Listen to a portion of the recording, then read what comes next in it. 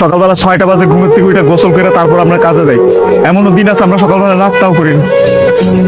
রাতের 8টার পরে আসি কাজ থেকে, আইসা যে খানা খাবো ওই শক্তিটাও থাকে না, সেখানে আমাদেরকে রান্না করে তারপর খাইতে হয়।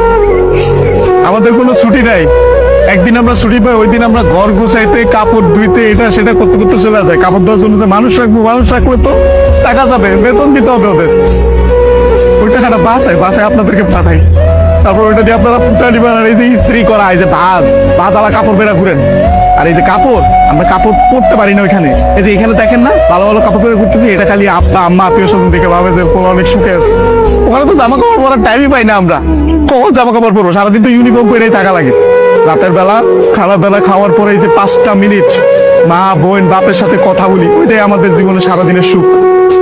সারাদিন কষ্ট করে ওই যে 5টা মিনিট মায়ের সাথে কথা বলবো, এটার জন্য 16 ঘন্টা 18 ঘন্টা করে আমাদের চাকরি করা হয়।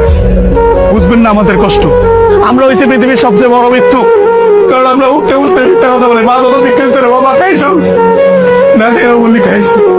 কি বলবো, আর তো বলতে পারবো না। মা যখন জিজ্ঞেস করে কেমন আছিস বাবা, বলি ভালো আছি।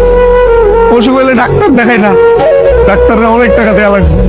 মা জিজ্ঞেস করবো বাবা ডাক্তার দেখাইছিস, ওষুধ খাইছিস, বলি যে খাইছি। কিছু বলার নাই তো, মিথ্যা বলো ছাড়া কোনো উপায় নেই। আমাদের মতন মৃত্যু কার কেউ নেই, আমাদের কোনো ঈদ নাই ভাই।